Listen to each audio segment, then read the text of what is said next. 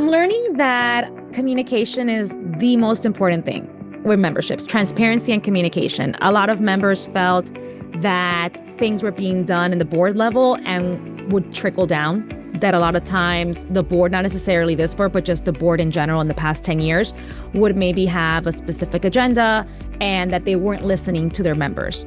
And I feel like this is not just for ACAPT. I feel like for every organization that I've ever talked to, it's always been members want more transparency and more communication. So I feel that that's the main thing I've gotten from the listening tour.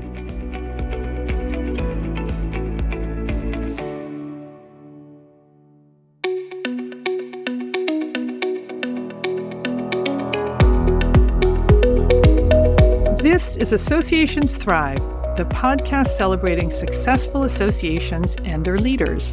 I'm your host, Joanna Pineda, CEO and Chief Troublemaker at Matrix Group International.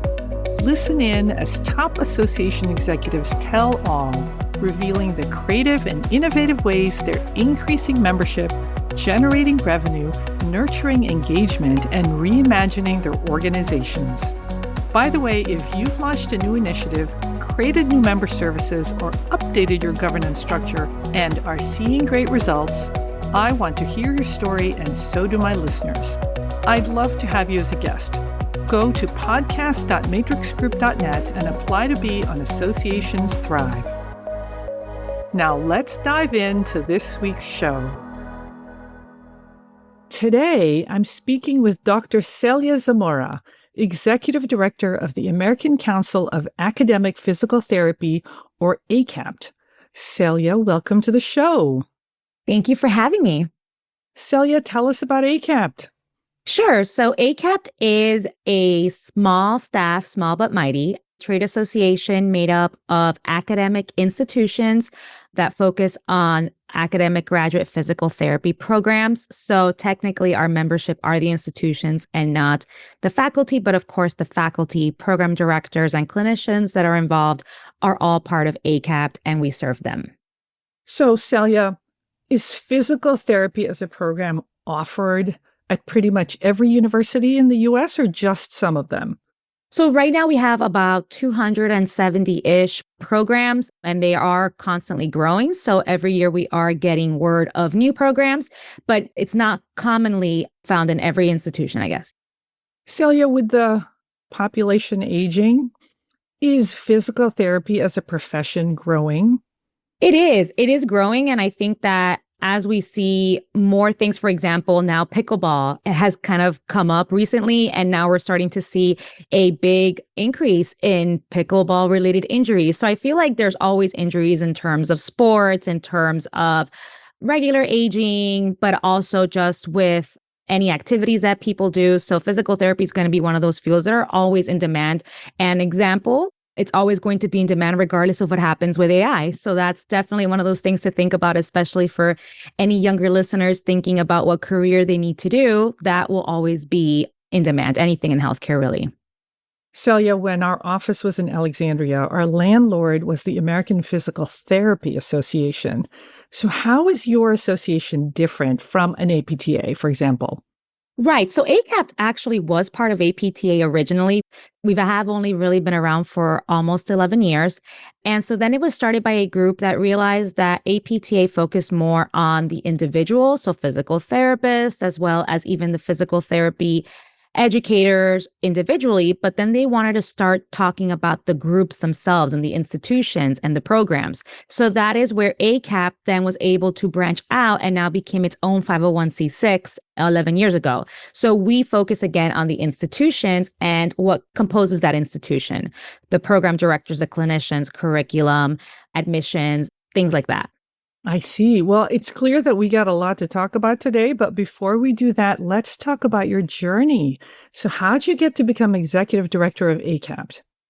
So it's a really interesting story. So up to almost 5 months ago, my entire career was in world languages. So I was a world language educator in K through 12 setting, as well as in private and public universities. I was a researcher, I was an academic, and then I went into my first association role about almost 7 years ago, which was the American Council of Teaching Foreign Languages, ACTFL. There I started off as a senior manager of quality assurance and certifications. And then I was promoted about 4 years ago to the director of professional learning and certification.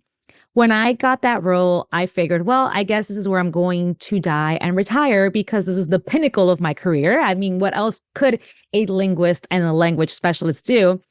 And then I was introduced to the world of ASAE. And my previous executive director at the time, he encouraged me to apply for the DELP program, which is the Diverse Executive Leadership Program. So I applied to that program and I got in my first year. And then my entire worldview shifted because I realized that you don't have to be of the field of that particular organization to become an executive director. So I've met people who were part of, gynecologist associations and they themselves were not gynecologists, or they were in prenatal care and they were not mothers. So that really shifted my view of everything. And then I started really getting involved in associations. I became the CAE Registered Provider Committee. Now I'm vice chair of the ASAE Research Foundation Committee. So all of these different things really started opening my mind. I got my CAE and then I realized, oh, this is what I like doing. What I really like doing is leadership and organization and operations and empowering staff. So then little by little, I realized that's what I wanted to do. So when I decided that, it took a year for me to finally become an executive director. It was just interview after interview. It was always getting to the very final interview and then going with somebody else because that other person had been an executive director. So I think at some point, eventually I said, well, where do these entry-level executive director positions exist? Because I feel like I've always the bridesmaid, never the bride. Right. And in my last interview, my final interview where I didn't get the job, I was really defeated. And the recruiter said, well, there is one more association that I think you might like. So I applied to that one thinking I wasn't going to get it. And little by little, I started going through the interview process and I found that I really liked it. I really aligned with their values and it ended up being ACAPT. But the funny thing was, and what I always kid around that what got me the interview is in my final interview, I said, although I am not a physical therapist, I am physical therapy adjacent because I run a lot of marathons. And here is my KT tape from the last marathon I did this past weekend. Oh. So if it weren't for all of you, I wouldn't be able to do what I love to do. And I think that's what kind of got me the job. So you think maybe it was like the personal connection that somehow you appreciated the profession? Yeah, I think so. Well, let me ask you a question. So prior to working at ACAPT, you really were working with world languages. You have a PhD in applied linguistics, right? Yes. So you were really part of that world. And so now you're in something totally different. What's that shift like mentally to be leading an organization and focused on the association, not necessarily the subject matter that the association is devoted to? What's that like? Yeah, I think that really plays into my strengths. When I took the Strength Finders, one of my top strengths was woo. Let's provide some background here. So there's a book from Gallup, right, called Strengths Finder. I actually really love this book. And there's like a little test that you take. Yeah. And they tell you what your top strengths are. And there are no weaknesses, just strengths. Right. Okay. And so your top strength was? Woo. Woo? Yes, woo, like woo. Oh, I see. Okay. But it ends up meaning winning others over.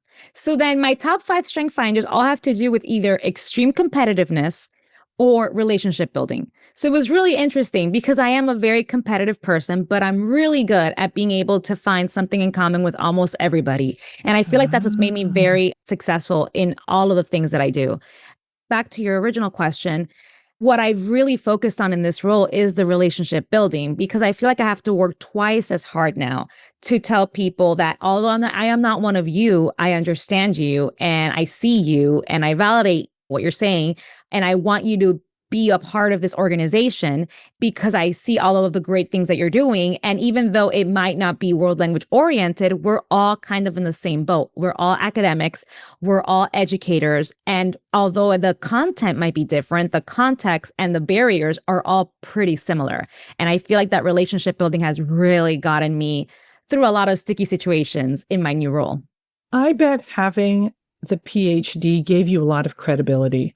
It's in a completely different field, but you are talking to other PhDs. And as my coach likes to say, kings like to talk to kings. Yes. So you might be from different fields, but you are all doctors. I bet that meant a lot to them. Oh, 100%, especially researchers, because I used to be I still am a researcher. So I understand data analyses. And when they're talking to me about the Center for Excellence, which is all comprised of data and quality assurance, I can speak to that. I can speak to the fact that we have an institute on research and they feel a little deflated right now. And so then I can help build them up because I know what it's like being in that. And I know exactly what kind of validation and what kind of empowerment they need to continue doing the research. So again, different content, but context is really the same. Okay, so if woo is one of your strengths, will you share a couple more? I don't remember exactly what it was called because I've taken a few since then, but it had definitely something to do with competitiveness, achieving, relationship building, and positivity. So it was a really interesting mix. That is a real interesting mix. And I bet it makes you really qualified to lead an association. I believe so, because at the heart of the association, it's people. We just had our board retreat this past week, and I was explaining to my board that the board is the head. They have the eyes for the vision, the eyes for the future, the brain, they know where we're going, and they're the mouth. They're the ones that are speaking on behalf of the organization. Then you have the body, which is the staff. So they're the heart of the organization. They're the ones that had the legs and the hands that get the work done. And then you have the executive director as the neck that kind of moves both of them, connects them, intertwines them. So it's really interesting to kind of have that dynamic. So I feel like I have a very strong neck to get this done. Well, that is a beautiful analogy. Let's turn to ACAPT. During the prep, you said that I'm the second ever executive director of ACAPT. Yes. And I bet that's an interesting transition point for the organization. So what's that like, stepping into the shoes of basically the founding executive director, the person who really shepherded it through its first decade? What's that like, and what are you bringing to the organization? Yeah, so it's been really interesting because having had things done one way for 10 years and having just one perspective for 10 years, then comes somebody brand new. And those first few months, it really is just a listening tour. It really is. Okay, what has worked? What can be improved? What are some things that didn't go well? Versus going in there and saying, oh, this is not how this works. Let's change everything. Because I know people don't necessarily like change, especially when something has been solidified for 10 years. Also, when something has been done by only one person for 10 years, especially in a small staff, you tend to have to understand how they process things and kind of their way of thinking. So their way of organizing the budget, their way of being able to even just look at the desktop and see how things were organized. It's just really kind of having to go into someone's brain and understand how everything works. So that's been a little bit of a challenge, but I feel like I would probably be really good friends with her if I met her now, because I feel like I understand how her brain works. In terms of what I bring, I think I bring a lot of innovation and new perspective, especially an outside perspective, because my predecessor was from physical therapy education. So I come in bringing something completely different, even just looking at our founding documents, and I'm really good at organizing. So just starting to create processes, procedures, guidelines that didn't exist, looking at all of our foundational documents and seeing if they are accessible to a second language English speaker, and making sure that it's not a lot of jargon, making sure that things are really looking towards the future in terms of our younger members and in terms of members that will be coming up in the pipeline. So it's just a lot of innovation and a lot of moving parts of not focusing on the last 10 years, but focusing on the next 10 years. Celia, how do you navigate the need to think about the future, but also honor the legacy of someone who really is the founding executive director? And you want to make sure that you're not kind of stepping all over her legacy and saying, that was terrible, but things have to change. How do you navigate that? Is that political at all? Oh, for sure it's political, especially with people that were colleagues of hers that are still around. So I think it really is back to that relationship building. It's meeting people halfway and meeting people where they are. If something needs a little bit of fixing, whether it's because the pricing structure wasn't done well, or maybe things were just done, but the return on investment was never really talked about. So then it's a matter of meeting with those stakeholders and saying, okay, well, here is what I need in order to make this successful or sustainable. What is really important about this project that is a non-negotiable for you or that you're willing to be open about it? And then really just kind of meeting people halfway and saying, okay, well, we can't continue doing it this way because it's not sustainable, but we could do this, this, and that. And usually because people just want to be listened to and they want to feel that they had an impact and a voice, I feel like people tend to be a lot more receptive to change when you're meeting them where they are and when you're validating their feelings. And a lot of times it is feelings, right? It is emotions of, like you said, my legacy. Well, we're going to continue to honor that, but maybe just in a slightly different way so that we can both feel that we're winning. Different times call for different conditions and different activities, right? Exactly. So you say that you've been on a listening tour. What does that look like? Are you traveling? Are you Zooming? What are you doing? And what are you hearing? Yeah, a little bit of both, especially being in a lot of Zoom meetings. I've been attending all the task force meetings, institute meetings, meetings with new members, and now more importantly, meetings with members that did not renew. And just asking them and having those really difficult conversations of, well, I'm not here necessarily to win your membership back because I don't know if that's possible, but I do want to hear what didn't go well. Why do you feel that you weren't able to renew your membership? And what could we do to eventually win you back or to at least show you that we have changed and that we're new and that we're willing to work to get your membership back? What are you learning?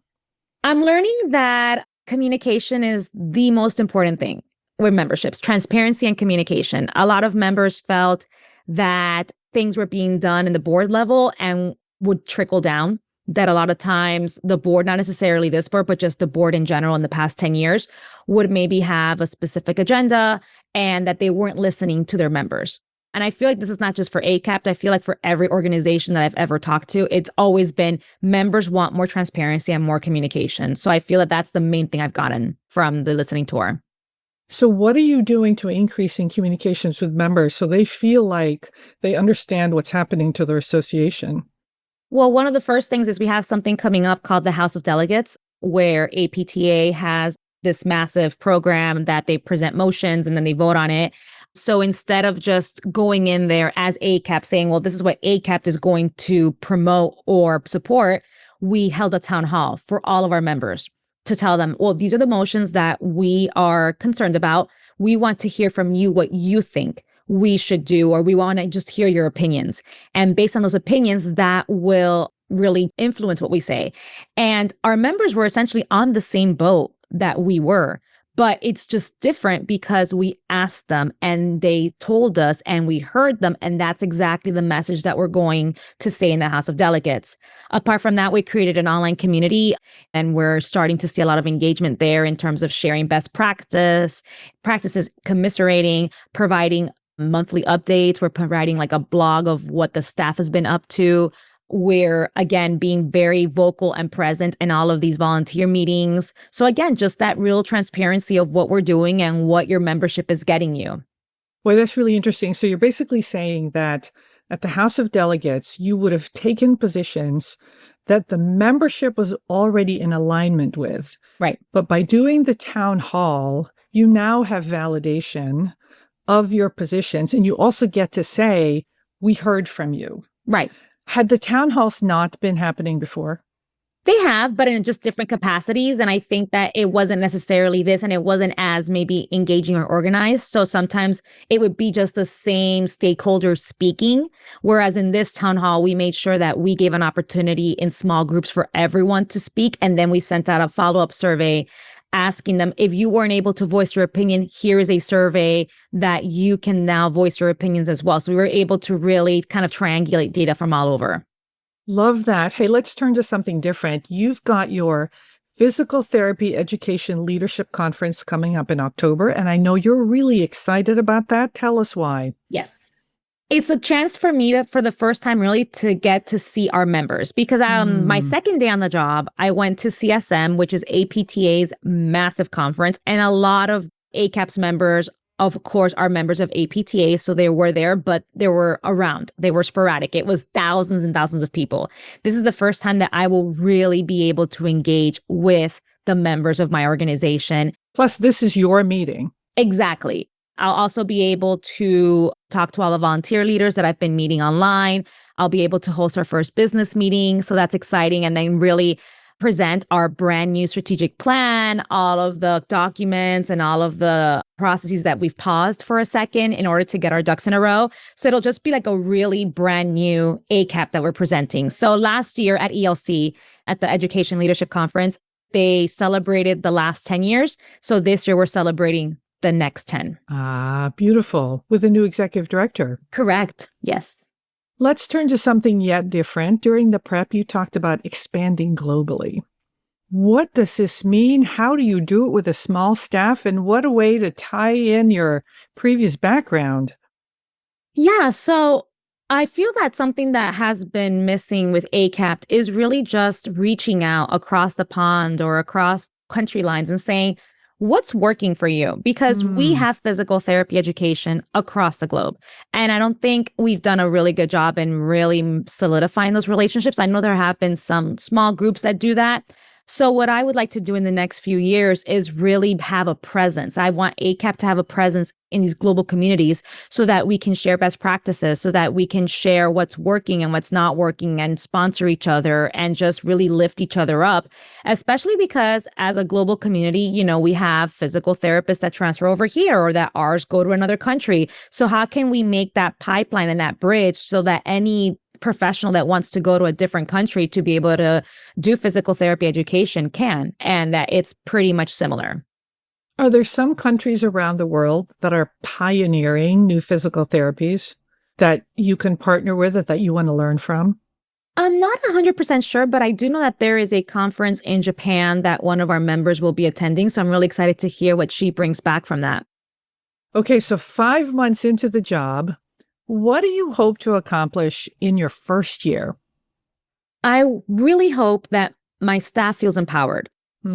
Before, the staff was just kind of doing things as they needed to. They were very reactive to whatever was going on. And now their titles have been updated to really reflect their job descriptions.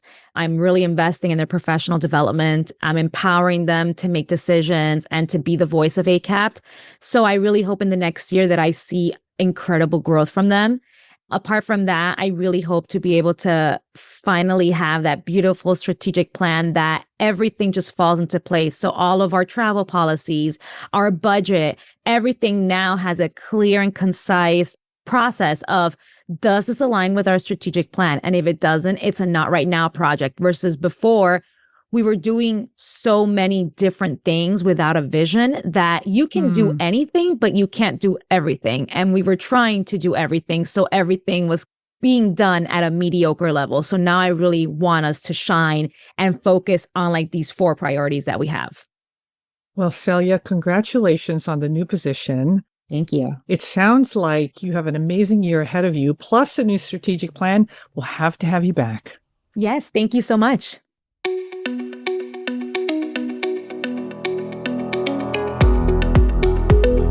Thanks for listening to Associations Thrive. We're so glad to have you here. You know, my personal mission and the mission of my company, Matrix Group International, is to help associations and nonprofits increase membership, generate revenue, and thrive in the digital space. I want to hear stories of how your organization is thriving in today's challenging landscape. Please apply to be on my show by going to podcast.matrixgroup.net. By the way, do you need help with a digital initiative? Maybe it's a website redesign, a new membership database, or a hybrid meeting that you're planning. I'd love to connect with you.